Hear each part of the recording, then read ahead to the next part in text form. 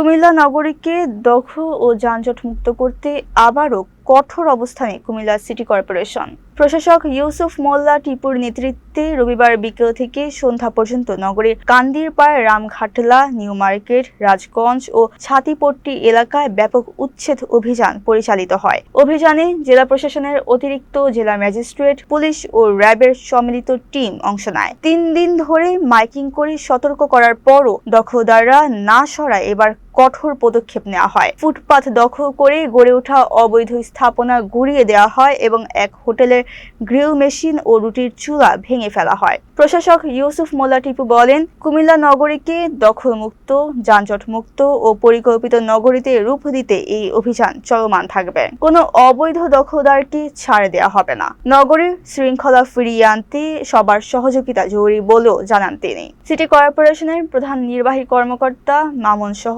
সংশ্লিষ্ট কর্মকর্তারা এই সময় উপস্থিত ছিলেন।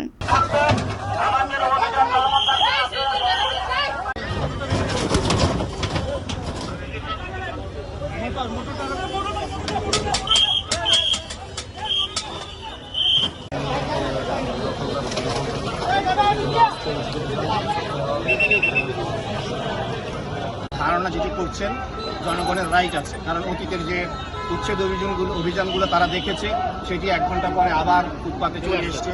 এটা মানুষের ধারণা, পূর্ব অতীতে যেটা হয়েছে সেটাই তারা বলছে।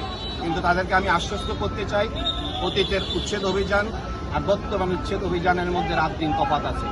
অতীতের যে 17 বছরের সরকার আর বর্তমান সরকারের ভিতরে যেরকম রাত দিন তফাৎ রয়েছে, ঠিক সেই রূপভাবেই কুমিল্লা যে উচ্ছেদ অভিযান রাত দিন তফাৎ আছে। আপনারা সেটি ইনশাআল্লাহ সামনে দেখতে পাবেন।